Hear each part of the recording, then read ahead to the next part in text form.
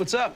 Oh, I'm just compiling all the top sports scores, news, and odds so I can make the very best bets. Me too. BetOnline.ag. Join today and receive your 50% welcome bonus at betonline.ag.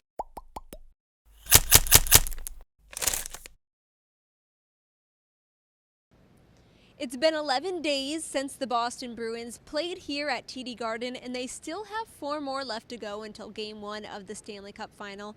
But on Thursday night, they held an inter-squad scrimmage, and it was pretty entertaining, especially since this place was absolutely packed. This place was wild. I mean, 16,000 people, obviously you hear the numbers, you think, are the people actually going to show up? Did they just kind of buy tickets for the heck of it? It was $20. They came in droves, and it's funny, at the beginning of the game, it was probably half packed, and it was still pretty loud. Yeah. But halfway through the first, sort of the end of the first, this place was wall-to-wall packed. I probably saw a total of like 50 empty seats. Yeah. I mean, people came out in numbers for this. And honestly, like, I wasn't expecting much from this. Obviously, there wasn't a ton on the ice, but just from a fan perspective, I mean, this is unbelievable. 16,000 people. That's crazy to me. Obviously, the players appreciated it. After the game, after the scrimmage, they were talking in the locker room about how impressed they were with the noise level in this place. They were like, it was just another practice. It wasn't anything special, but for the Boston faithful who might not be able to go to buy a $600 ticket to a Stanley Cup final game, it was cool for them and their families to be able to come out and see the game. Yeah, and I think one thing this scrimmage, felt like a game. It was Game 7 out there. But what I think it really drove home was, if they lowered the ticket prices a little bit, look at the crowd you got.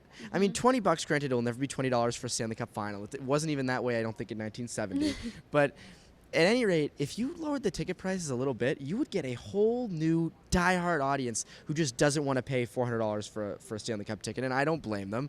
But at the same time, maybe this sends a message.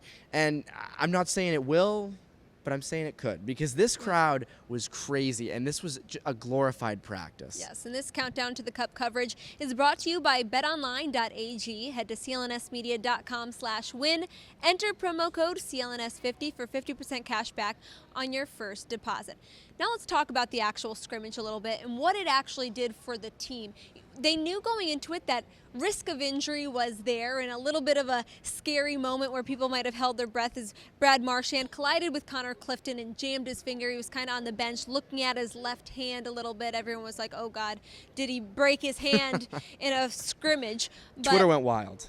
But it did. He went in the next shift and got an assist, so he seems to be fine. Also, David Krejci showed up before the game, and the Bruins decided to send him home because he had a fever. It was a precautionary measure. They expect him to be fine. But this scrimmage overall, what kind of impact did it have on the players? Well, it gets them in the game day routine. I mean, in reality, it's a practice. You can scrimmage in practice. There's no rules against that, as far as I know.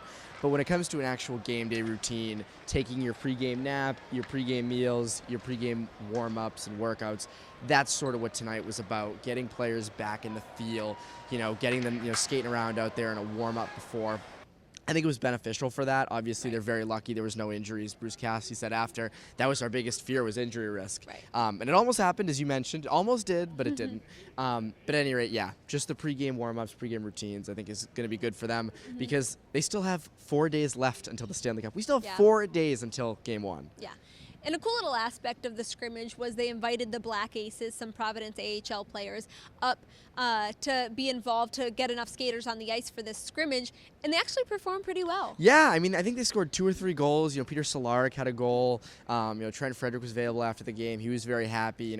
Bruce Cassidy said he thought they played well. I mean, for them, it's a chance to play in front of the TD Garden crowd, maybe get, coaches looking at them, nudging guys. There were no numbers on the back of these players, by the way. So it was hard to see from level 9 up there. Yeah, I mean, my glasses are not I need to get them updated, apparently.